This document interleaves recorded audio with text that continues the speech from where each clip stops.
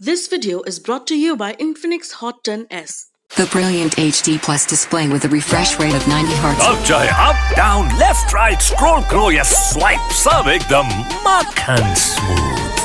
48 MP triple cam और 90 Hz extra smooth display के साथ Infinix Hot 10s starting at just ₹9,999. Sale starts 27th May only on Flipkart. अब रुकना नहीं. Indian reality shows और controversy से एक दूसरे से ज्यादा दूर नहीं रहते. दी ललन टॉपर में Sonali, Indian Idol singing reality show 2004 से शुरू हुए इस शो ने देश को अभिजीत सावंत, मयांक चैंग और सौरभी देबवर्मा जैसे आर्टिस्ट दिए. लेकिन ये शो सिर्फ अपने पार्टिसिपेंट्स या विनर्स की वजह से ही नहीं न्यूज में रहा. अपनी कंट्रोवर्सीज की बदौलत भी खूब सुर्खियां बटोरी.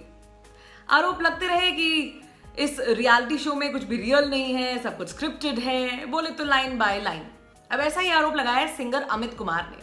उनके मुताबिक मेकर्स ने कहा था कि आप बस पार्टिसिपेंट्स की तारीफ करते जाइएगा, चाहे वो कैसा भी गा रहे हो. अमित कुमार के इस बयान के बाद म्यूजिक फ्रेटर्निटी से लेकर इंटरनेट तक जनता दो पालों में बंट चुकी है. पूरा मामला क्या है बताती हूँ. तारीख 9 और 10 मई इंडियन आइडल के 2 स्पेशल एपिसोड्स टेलीकास्ट हुए, जहां मंच पर सिंगिंग लेजेंड किशोर कुमार को ट्रिब्यूट दिया गया. पार्टिसिपेंट्स ने किशोर दा के गाने गाए, वो भी पूरे 100 गाने अपने अपने अंदाज में. सामने जज करने के लिए हिमेश रेशमिया, नेहा कक्कड़ और अनु मलिक थे. चूंकि एपिसोड था किशोर दा के नाम पर, इसीलिए उनके बेटे और सिंगर अमित कुमार को भी बुलाया गया बतौर स्पेशल गेस्ट. पार्टिसिपेंट्स की परफॉर्मेंस के दौरान जज झूमते हुए नजर आए. खुद अमित कुमार के हाथ लहरों की भांति हिलोरे खा रहे थे. यहां तक कि उन्होंने शो के एक पार्टिसिपेंट पवनदीप को अपने पिता किशोर कुमार की घड़ी भी तोहफे में दे दी. जो ही परफॉर्मेंस खत्म होती, सबके सब स्टैंडिंग ओवेशन देने लगते, जैसे अपनी सीट पर बैठने का अनुबंध सिर्फ परफॉर्मेंस के दौरान का ही है. खैर, एपिसोड टेलीकास्ट हुआ और उसी के साथ शुरू हुई ट्रोलिंग. जनता को किसी की भी परफॉर्मेंस बिल्कुल रास नहीं आई. इसी चक्कर में लेफ्ट, राइट एंड सेंटर सबको लपेट लिया गया. क्या जजेस और क्या पार्टिसिपेंट्स कहने लगे कि कुछ तो शर्म करो भाई, काहे को किशोर दा की लेगेसी खराब कर रहे हो. मीमबाजी भी फुल ऑन चली. किसी ने जेठालाल का बंद कर वाला ट्वीट फेंक मारा, तो किसी ने बाबू भैया का उठा ले रे बाबा उठा ले चिपका दिया. किसी ने अमिताभ बच्चन के सरदर्द वाला मीम शेयर कर डाला. कुछ बुद्धिजीवियों ने तो सोनू सूद से यह भी दरखास्त की कि प्लीज इन पार्टिसिपेंट्स को इनके घर छोड़ आइए. खैर, इंटरनेट पर शो की ट्रोलिंग तो हुई आम बात. ये मामला मेंटोस वाला बना तब जब अमित कुमार का बयान आ गया. टाइम्स ऑफ इंडिया से बातचीत करते हुए अमित ने बताया कि वो लोगों के गुस्से से अवगत हैं. आगे बताया, मैंने वही किया जो मुझे करने के लिए कहा गया था. मुझे कहा गया था कि जो जैसा भी गाए उसको अपलिफ्ट करना है, क्योंकि ये किशोर दा को ट्रिब्यूट है. मुझे पहले लगा कि मेरे पिता को श्रद्धांजलि दी जाएगी, लेकिन वहां पहुंचते ही जैसा उन्होंने कहा मैंने ठीक वैसा किया. मैंने उनसे कहा था कि स्क्रिप्ट के कुछ हिस्से मुझे पहले ही दे दीजिए, लेकिन ऐसा नहीं हुआ. अमित ने बताया कि उन्हें बिल्कुल भी मजा नहीं आया. तो उनसे पूछा गया कि ऐसा ही था तो आप गए क्यों. उनका जवाब था बड़ा सा पैसा. कहा कि जितने पैसे उन्होंने मांगे वो उन्हें मिल गए. ऐसा ऑफर मिला, मना क्यों करते. म्यूजिक फ्रेटर्निटी और मेकर्स का क्या कहना है. तो इसी साल फरवरी में इंडियन आइडल पर लिरिसिस्ट संतोष आनंद को बुलाया गया था. संतोष आनंद ने ये प्यार का नगमा है जैसा अमर गीत लिखा हुआ है. शो पर उन्होंने बताया कि वो आर्थिक समस्या से जूझ रहे हैं. इस पर शो की जज नेहा कक्कड़ भावुक हो गई. अपनी ओर से संतोष आनंद को 5 लाख रुपए देने का उन्होंने ऐलान कर दिया. हालांकि अपने इस जेस्चर के बाद नेहा तो खूब ट्रोल हुई. वैसे भी शो की वजह से नेहा अक्सर ट्रोल होती रहती है. जैसे इधर पार्टिसिपेंट ने कहा कि मैं गरीब हूं, अपनी कोई दुखद कहानी सुनाई, सामने नेहा रोने लगती हैं. उधर उनके मीम्स बनने शुरू हो जाते हैं. लोग आरोप लगाते हुए कहते हैं कि शो के मेकर्स किसी की ट्रेजेडी को भुनाने की कोशिश कर रहे होते हैं. खैर, cut to present. Indian Idol season 1 के विजेता अभिजीत सावंत ने रियलिटी शो में चलने वाले इस ड्रामे पर एक तीखा कमेंट किया. आज तक से बात करते हुए उन्होंने कहा, आजकल मेकर्स को पार्टिसिपेंट्स के टैलेंट से ज्यादा इस बात में दिलचस्पी है कि क्या वो जूते पॉलिश कर सकते हैं, या वो कितना गरीब है, या उसकी कहानी कितनी ट्रेजेडी से भरी हुई है. आप रीजनल रियलिटी शोज देखिए जहां दर्शकों को पता तक नहीं होता कि उनके फेवरेट कंटेस्टेंट का बैकग्राउंड क्या है.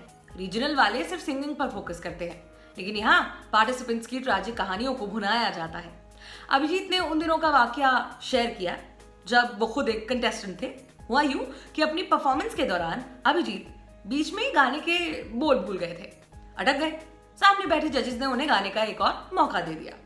इस पर उन्होंने बताया, अगर ये वाकया आज की तारीख में होता तो मैं गारंटी के साथ कहता हूं बिल्कुल टीवी स्टाइल में इसे बिजली कौंधने वाले इफेक्ट्स के साथ परोसा जाता।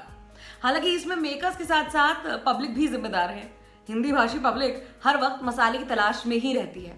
इंडियन आइडल के किशोर कुमार स्पेशल एपिसोड पर चल रहे विवाद पर उन्होंने ये कहा, मुझे इसकी जानकारी नहीं है, लेकिन किसी भी सिंगर की किशोर कुमार जैसे लेजेंड से तुलना करना गलत है। हर किसी का अपना स्टाइल होता है। सिंगर के तौर पर हम अपने अपने स्टाइल में ट्रिब्यूट्स दे सकते हैं। अभिजीत के बाद शो के होस्ट आदित्य नारायण ने भी शो और मेकर्स को डिफेंड किया। अमित कुमार के स्टेटमेंट पर अपनी प्रतिक्रिया देते हुए टाइम्स ऑफ इंडिया से उन्होंने बातचीत की और कहा, ऑडियंस को समझने की जरूरत है कि किशोर कुमार एक लेजेंडरी सिंगर थे। किसी भी न्यूकमर के लिए उनकी तरह गाना असंभव है। ये बच्चे टैलेंटेड हैं और अच्छा काम कर रहे हैं। मुझे लगता है कि अगर अमित कुमार जी ने बताया होता कि उन्हें कंटेंट पसंद नहीं आ रहा है तो जरूर शो में कुछ बदलाव किए जाते। मुझे यकीन है कि इंडियन आइडल 12 की क्रिएटिव टीम उनकी बात जरूर सुनती। वो हमारे देश के जाने माने सिंगर हैं।